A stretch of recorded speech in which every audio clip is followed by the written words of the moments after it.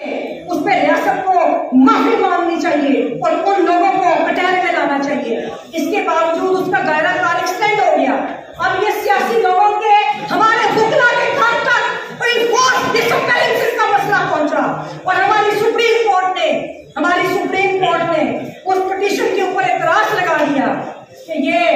बुनियादी इंसानी हकूक का मसला नहीं है। एक रियासत दो दस्तूर नामंजूर, एक रियासत दो दस्तूर नामंजूर, एक रियासत दो दस्तूर नामंजूर, एक पुलिस दो दस्तूर नामंजूर, एक समाज दो दस्तूर नामंजूर, एक दो दस्तूर नामंजूर, एक पुलिस दो दस्तूर नामंजूर,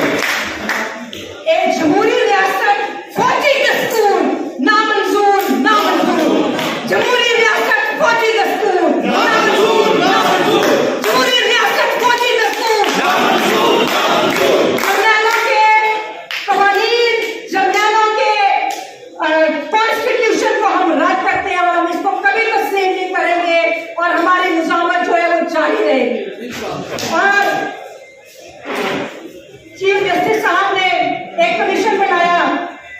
उसको फैजाबाद धरना केस पे, बहुत अच्छी बात है, जबरदस्त। और वो कमीशन ISI चीफ को भी बुला सकेगा, साबिक वजीर आजम को भी बुला सकेगा, आर्मी चीफ को भी बुला सकेगा, बहुत अच्छी बात है। लेकिन बहुत ही अच्छा होता कि अगर 9 मई के मशरूफ वाक़यात पर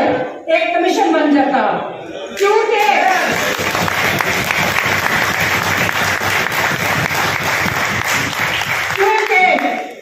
इस्टेब्लिशमेंट सिर्फ वो नहीं है जो धरना केस के पीछे थी, इस्टेब्लिशमेंट ये भी है ये जो आज आपके बुनियादी इंसानी हकूक को पाँव तले रोक रही है। इस्टेब्लिशमेंट ये आज भी है। इस्टेब्लिशमेंट किसी एक या दो चेहरे का नाम नहीं, ये उस निजाम का नाम है जिसकी परवरिश करते हैं ये अदारों के सरबराह आके, चाहे वो कोई भी अदारा हो। तो ये वो आप सब इस्टेब्लिशमेंट के निजाम के खिलाफ खड़े और यही हम सुप्रीम कोर्ट से चाहते हैं कि आज के आमरों के गिरबानों पे आप हाथ डालें। आज हमारी खवातीन जो जेलों में पड़ी है, एक जमानत होती है, 15 केस मुझे पता चला उनके दूधपूर्ण खवातीन के ऊपर 15, 9, 7 और केस डाल दिए। तो ये पहाड़ साहब की बेटी इधर मौजूद है, हम कल अदालत में गए और पहाड़ साहब, अब देखिए इनके केस की एक मिसाल ले लें कि पहाड़ साहब का जो केस है वो 9 मई में इस्लामाबाद थे, उसकी वीडियो हमने दी। आज जब उन्होंने जलसा किया अपनी पार्टी के लिए छोटी सी फॉर्मल मीटिंग की तो उसके ऊपर जाके 7 माह बाद उनको याद आया कि ये हमने FIR दर्ज की हुई है 9 मई की, और उस शरीफ आदमी को और उसकी फैमिली को घर में तोड़ फोड़ दिए, उनको उधर रख दिया। तो सुप्रीम कोर्ट ये कमीशन बनाए। बेशुमार लोग आके शिकायत करते हैं कि उनके घरों में जाकर CCTV फुटेजेस मौजूद है। सुप्रीम कोर्ट उन लोगों को बुलाए, उनके नाम खुफिया रखे क्योंकि खवातीन की हुर्मत का मामला है, और उनसे सवाल करें और फिर उन पुलिस वालों को या उनके पीछे जो है उनका इंतजाम और उनको सख्त सजा होनी चाहिए कानून के मुताबिक। और आखिर में कि पाकिस्तान से जब बना था तो उस वक्त भी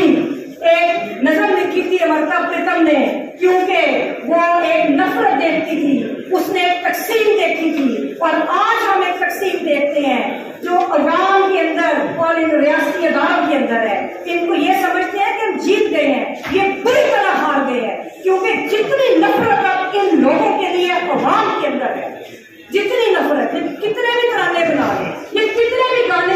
ये मुझे वकालत करने वाला इशू था, अभी तक उस इशू के ऊपर हमारी बाहर के सब कोई किसी किस्म का साथ नहीं दिया। और ये यहाँ की तारीख है कि जब जजेस के ऊपर शब्द मारा जाता है, जब ये मुश्किल में होते हैं तो ये बाहर की तरफ देखते हैं और बाहर में हमेशा गैरत का मुजाहरा किया, बाहर हमेशा आईन और कानून के ऊपर खड़ी रही और बाहर हमेशा उन ताने अजमाओं की आंखों में आंखें डाल के बात करती रही और ये जजेस घुमक के बैठ जाती हैं और ये बाहर और भुगला ही आगे हमेशा रखते रहते हैं। तो इनको सोचना चाहिए कि अगर आप पब्लिक को रिलीफ देना चाहते हैं तो आपके सामने इस वक्त मुल्क का निजाम आपके सामने है। ये 9 मई के मशहूर वाक़यात में जिस तरह सियासी अमल का और सियासी कारकुनों का इस्तेमाल हुआ, इसमें जुडिशरी उनकी सहूलतकार बनी रही, उन कोर्टों की सहूलतकार बनी रही कि जो इस वक्त मुल्क के अंदर इंसानी हकूक की पामाली बढ़ के आइन तो यहाँ पर है ही नहीं, बिल्कुल हमें ठीक बात हुई।